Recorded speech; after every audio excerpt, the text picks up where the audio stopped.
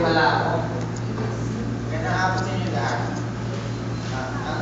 Nagkukwento ko sa inyo ay isang Toy bata na nangarap na maging isang sikat na basketballista.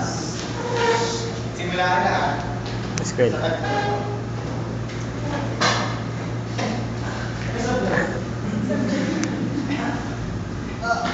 Ito pa. Kung ano na naman yung ginagawa mong kalukuhan, pamali-mali ka na lagi. Nakakatanga. Kaya sa akin yan, nagtagalas ako. Ikaw kasi dapat ganito tamang pag-dribble. Ito lang oh. Wow. May head and shoulder fake. Ikaw kasi, ako na, kung tinutulungan mo na lang ako dito, yan. Sige na, sumama ka na dyan.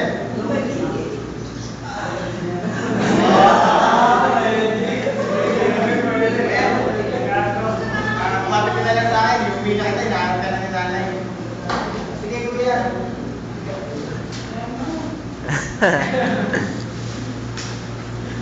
Pagdating sa bahay.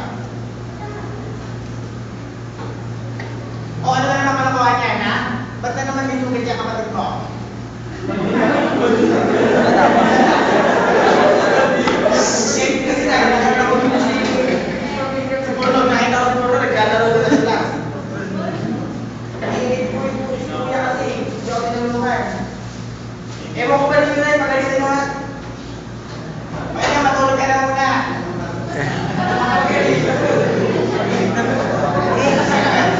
At ikaw naman Bruno, ikaw Bruno, sulinis yung sabi mo ha? Pati. Matapos ang tagpong yun, matapos ng pagalitan, natuto siya maging malakas. Sinigap niya na maging magaling upang makamit na kanyang pangarap. Nung high school siya, napasali siya sa isang varsity sa school niya.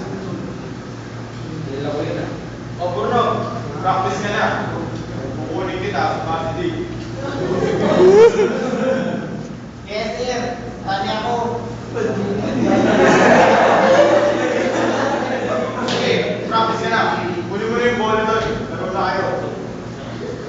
Sige, sir. Kunin ko na.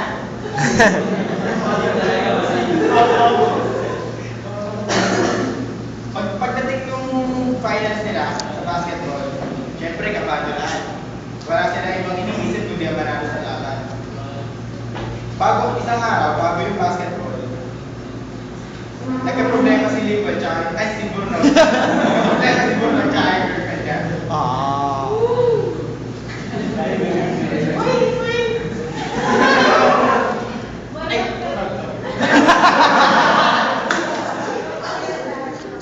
Oh, bakit ka naman?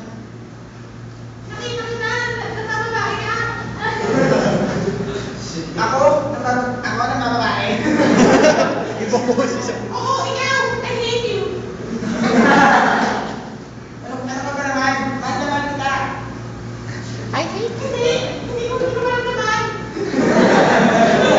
Gusto mo yung natin sa pasayaw, ha? Sumusaktan ka?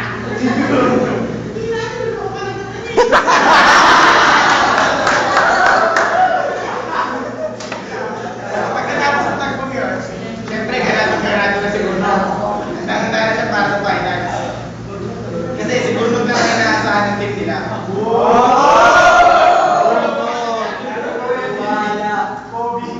Pagdating na sa isang araw ng finals, Lebron? ang coach sa team nila. Okay, yun lahat. Kailangan natin makuha ang finals championship.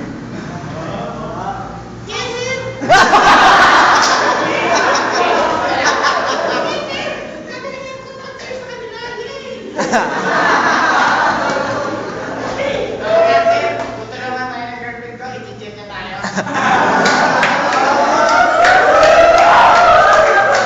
Sige, tama na yung hindi na.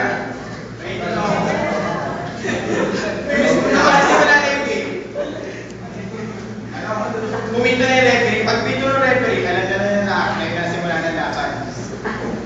Pagkabato ng referee ang bola, pag-rebound, tapik si Bruno, natamaan siya sa mukha. Ouch! Ref, ako naman siya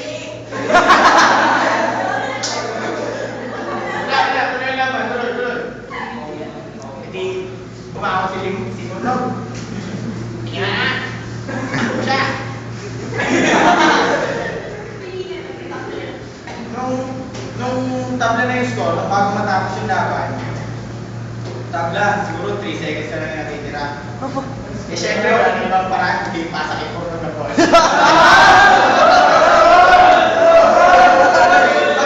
Wala nang paraan. Wala din. Tumawag yung coach nila yung time out. Pagkatapos, sinabi ng coach nila, wala kayong ibang dapat gawin, yung ipasa ang bola kay Bruno. At ikaw Bruno, ako ang bola, pumunta ka sa tres, hindi ako gawin. Yes, sabi ko eh. Hindi diretso ngayon laban. Pagka-inbound, pasa kay Bruno, pagkakuha ni Bruno, tira. Kumalag yung bola, pagkalag yung bola, buti na lang nag-shoot, hindi yung panala sila.